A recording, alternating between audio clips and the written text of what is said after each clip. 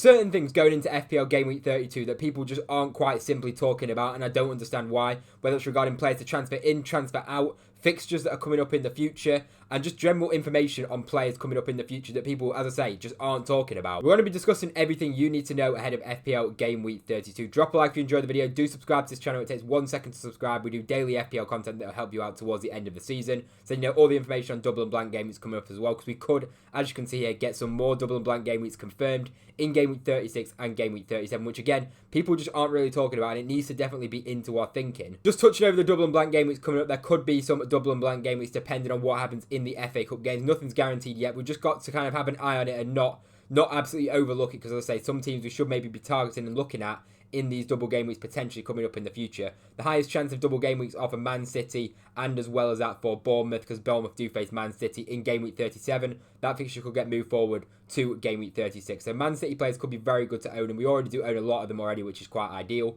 And as well as that, there's a good chance of double game weeks for some other teams as well, being Aston Villa on a 48%, and Spurs as well, and some more with lower percentage chances of double game weeks. Just something we need to be aware of going forward. Obviously, it depends on the FA Cup results, which we don't know yet, so we can't really think about it too much yet, but definitely something that should just be in our minds. Now, a lot of people discussing Mo Salah and the drop-off from him, the drop-off of Liverpool, to be fair, in recent weeks as well. Mo Salah as captain getting 4 points, 2 points as a non-captain. Luckily for me, I've captained Alexander Isak.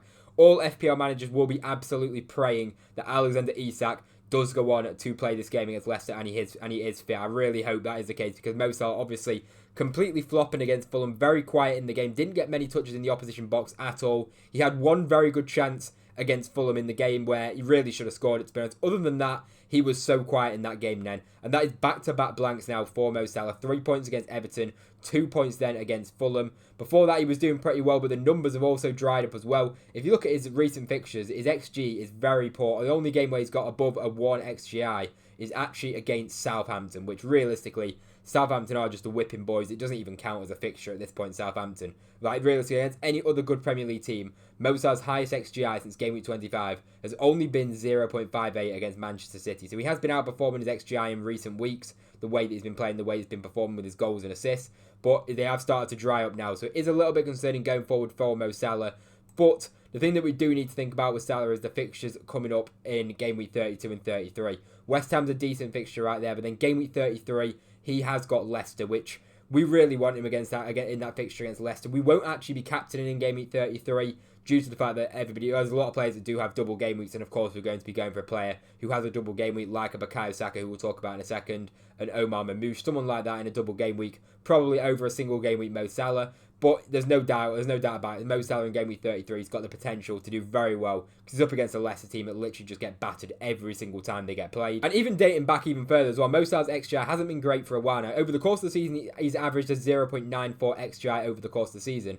And as you can see, in even this block of fixtures here from 21 onwards, his highest XGI is actually 1.27 against Bournemouth. And other than that, it's all been pretty low. So his general, output in terms of the chances that he's getting isn't quite as high as what it was at the start of the season. He has dropped off a little bit. He's still picked up a good amount of points, and he's still been outperforming his XGI, which is obviously, it's Mo Salah, is what we expect at the end of the day. But is it going to continue? Who knows? To say Liverpool aren't quite in the same form as what they were in the first 20 to 25 weeks of the season. Now, absolute frustration for Bukayo Saka owners, and the question is, could it get worse for them? So he did just pick up a 1-pointer against Everton, obviously was on the bench. Now, with Arsenal, it's interesting because obviously Saka's been injured. He's been out for so long. He's not got a lot of minutes since he's returned, which was very much expected. That's why I didn't put him in my personal wildcard team, just due to the lack of minutes. Obviously, he came on for 30 against Fulham, I think it was, where he scored, and then he's also only played 45 minutes then against Everton. So he hasn't really been getting the minutes. A lot of managers brought him in this week. He was the most transferred in player, and a lot of people might end up getting rid of him now just due to the fact that they think he's not going to be in the team regularly. There's other fixtures coming up in the future. Bukayo Saka, if you have him, he's just a definite hold. For me, I'm waiting for Game Week 33 to bring in Bukayo Saka. We'll discuss my transfer plans for 33 a bit later on in the video and what I'm going to be doing going forward. But it's to say, Bukayo Saka, if you've got him, you've just got to hold him at this point. You've already chosen him. You've just got to stick with it at this point. But as I say, very frustrating that he didn't start the game. I would have expected him to start the game against Everton and then got subbed off maybe about 60 minutes. He did only end up playing 45 off the bench. But I do think he'll eventually come back into that starting 11. The one problem is the fixtures for Arsenal. Now, they do, of course, have them 2 fixtures against Real Madrid, which we'll have to wait and see. If Arsenal go through against Real Madrid, which obviously is unlikely, we expect Real Madrid to knock Arsenal out, really. But if Arsenal did go through, then there's more fixture congestion, there's more troubles for Arsenal assets, and then Bukayo Saka as well. He could be very well rotated. Because you'd imagine Arteta would want to manage his minutes if Arsenal are still in the Champions League, because that is the most important thing. That's Arsenal's chance of getting silverware for the rest of the season, their one and only chance from here. So, he plays in the Champions League on Tuesday night. He then has till Saturday then for the Brentford game, which I do think he'll start that Brentford game, to be honest. I think he'll start against Real Madrid, and I think he will start and maybe get subbed off early against Brentford. And then on the Wednesday night again, they do then have Real Madrid. And then on Sunday, they do have Ipswich. So I think they'll be fine after that second leg of the Real Madrid game, which is where game week 33 does start, where they have the double game week against Ipswich and Crystal Palace. But it all depends. If Arsenal go through in the Champions League, that is only going to affect Bukayo Saka's minutes going forward and probably limit them to a little bit less minutes you'd expect, even though Arteta does love to use Bukayo Saka and love to always start him and give him every single minute. But now they've got to manage that with that long-term injury he's just had. They don't want a repeat of what happened before. Now, as for Cole Palmer today, I was absolutely baffled at the fact that he wasn't in the Chelsea starting 11. He has recently had an injury, of course. A lot of people are saying that, but then they also have their Legia Warsaw fixture in the Conference League. Now, if Chelsea are actually resting Cole Palmer for Legia Warsaw in the Europa Conference League, they must be absolutely down bad, and even more down bad than I initially thought, because they benched a few other players as well. They benched Kukureya, they benched Jackson, Neto was on the bench, Colwell was on the bench. They had a pretty strong bench out for that game. Of course, they didn't get the 3 points against Brentford, and Cole Palmer did just come on for a 1 point, so absolute frustration right there. And the fixtures coming up for Chelsea, they do have quite a lot of fixtures coming up when you consider the Conference League as well. Obviously, you expect them to get through Legia Warsaw. They must be saving Palmer for that. I'd imagine Palmer will be playing against Legia Warsaw. He should be fine for the game against Ipswich. I wouldn't be getting rid of him yet. For me, if you have Palmer over Saka, I'd just keep Palmer until game week 33. There's no point getting rid of Palmer against Ipswich. It's a great opportunity for some points. But it's very interesting how Chelsea decides to rest Palmer going into a game against Legia Warsaw. If that's actually the reason why, as I say, that is absolutely crazy. So then they play Ipswich, and then they play Legia Warsaw in the second leg. And then after that, just 3 days later, they do play Fulham away. Now, we probably won't have Cole Palmer by that game against Fulham, so it's only really the Ipswich game we expect to really be owning us, or most people will. So I just think keep hold of Cole Palmer for 1 week. Obviously frustrating that you got 1 point. Absolute pain. And Chelsea, I have serious questions for you if you're resting Cole Palmer ahead of Legia Warsaw. Now, a player that I wanted to discuss in greater detail is Morgan Rogers, and just Aston Villa assets in general, because a lot of people are talking about him. Obviously, Aston Villa getting the win yesterday against Nottingham Forest, and Morgan Rogers now 132 FPL points, 8 goals and 7 assists. It's been an unbelievable season for Morgan Rogers, considering, he was at Middlesbrough a year ago, to come from that to then just over a year later doing what he's doing in the Premier League, getting the England squad. The rise of Morgan Rogers has been absolutely unbelievable, and coming off the bat now of a 9-pointer against Nottingham Forest, backing that up before with his 10-pointer against Brighton. He's really started to hit form at the right time going into double game week 33, and with Southampton up next, Morgan Rogers is going to get transferred in by a lot of FPL managers this week, and honestly, I do not blame them in the slightest. So with the fixtures, the problem is with Aston Villa, this is the one thing I want to discuss, that, as I say, not many people I feel like are talking about. The most important thing for Aston Villa, is getting into the Champions League next season. The Premier League is definitely a priority, but also something that's very important is these Champions League fixtures. Now, they play PSG. PSG have been unbelievable this season. They've just won the French League, and they're looking like they could potentially, if they've ever got a chance of winning the Champions League, this could be the season, because they are looking very impressive right now with the talent that they've got. Now, Morgan Rogers does have that game against PSG next. We'll have to see how many minutes he gets. So if you're thinking of bringing in Morgan Rogers, I would 100% just hold off. Even though he's going to go up in price, you've got to hold off for that Champions League game against PSG, because you never know what can happen in terms of injuries, how many minutes he's going to play, and you just don't know what the situation is going to be at by the time it gets to that next Saturday game against Southampton. So as I say, he's got the fixture then against PSG up next. Then he's got Southampton on Saturday. A lot of people are saying Aston Villa might just go for a fully rotated team in that game against Southampton and go all out for that PSG game. You'd imagine if Aston Villa say, they get a draw against PSG in the first leg, within 1 goal, they're taking it back to Villa Park with belief that they can actually go on and turn the game around, or you never know what the score might be in Paris. So then you've got the game against Southampton where you think, if Villa are still in that game against PSG, could they just play a fully rotated team? Southampton are pretty shocking. Let's be real, they could break the Premier League record in terms of the lowest points in the Premier League season. So could Villa just go for a rotated team? They've got so many options in there in that forward line when you look at, of course, you've got Watkins, Rashford, Asensio, Marlon's been playing well recently. Then you've got Morgan Rogers himself as well. You've got Leon Bailey. You've got so many options in that Aston Villa attack that can just come into the side. And as I say, Morgan Rogers could drop out very easily.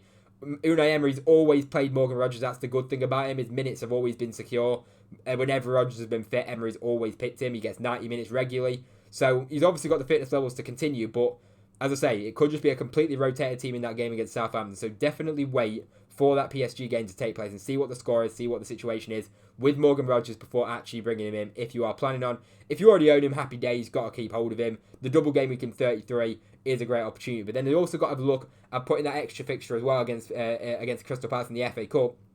Again, another very important game. Because look at that fixture congestion there for Aston Villa. This is literally in the space of 17 days. They have got 6 fixtures in 17 days. Is Morgan Rodgers really going to start and play 90 in all them games? Chances are he's not. He's going to get rotated. But that's not to say that he's a great option, because I absolutely think he is. But you look at the fixtures then going further, you got the double game week against Newcastle and Man City, where you've got the game on the 19th of April, then the 22nd of April against Man City. Could he drop out for one of them games? Because then the FA Cup semi-final is also so important. Aston Villa are fighting on three fronts right now: the Premier League, the FA Cup, and the Champions League. They've got a deep squad, they've got a good squad, but as I say, it can get rotated very, very easily. You look at them 4 days after the Man City game, they have then got Crystal Palace in the semi-final of the FA Cup. So they've got some very important games coming up, which you'd imagine the minutes will be managed. And as I say, they've got so much quality in that attacking third.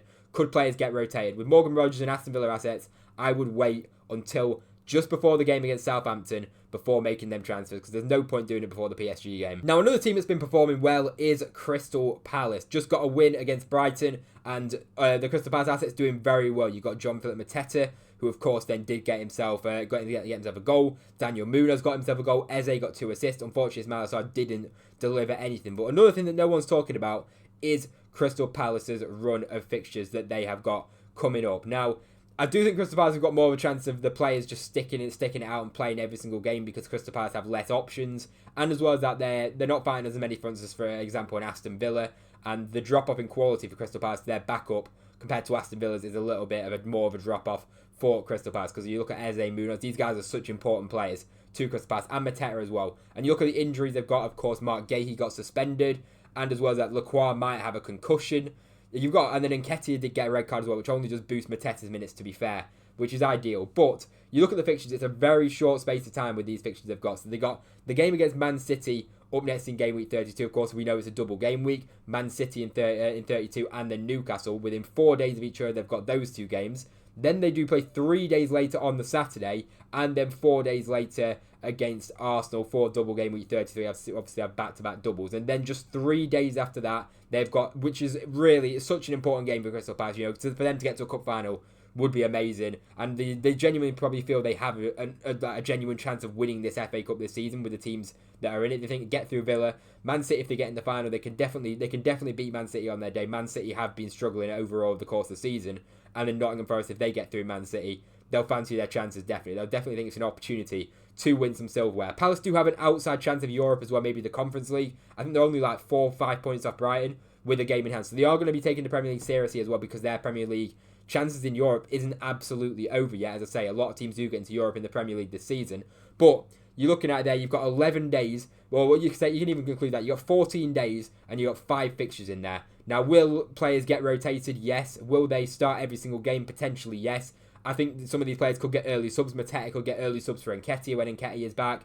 Daniel Munoz might be fine, but we'll see who can get rotated in for him. Eze's another player that could maybe get subbed off early, and Ismail Sarr could potentially get subbed off early in these games, because these are such important games. They're all in such a short period of time. But as I say, Crystal Palace's drop off in the bench quality is a bit more than Aston Villa, so I do expect Crystal Palace players to continue to play.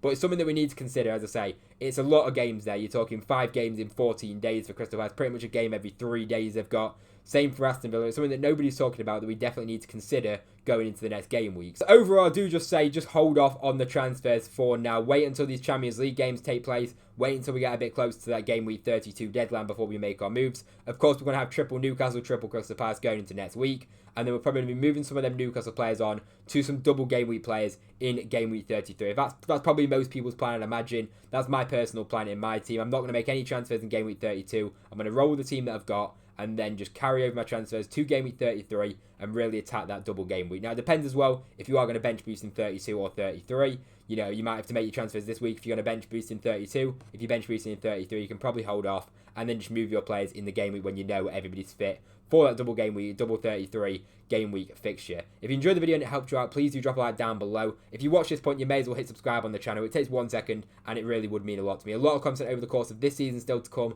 and next season we'll have a lot of content as well. It'd be very much appreciated if you could drop me a subscription. So thank you very much for watching. I hope you enjoyed, and I'll see you in the next video.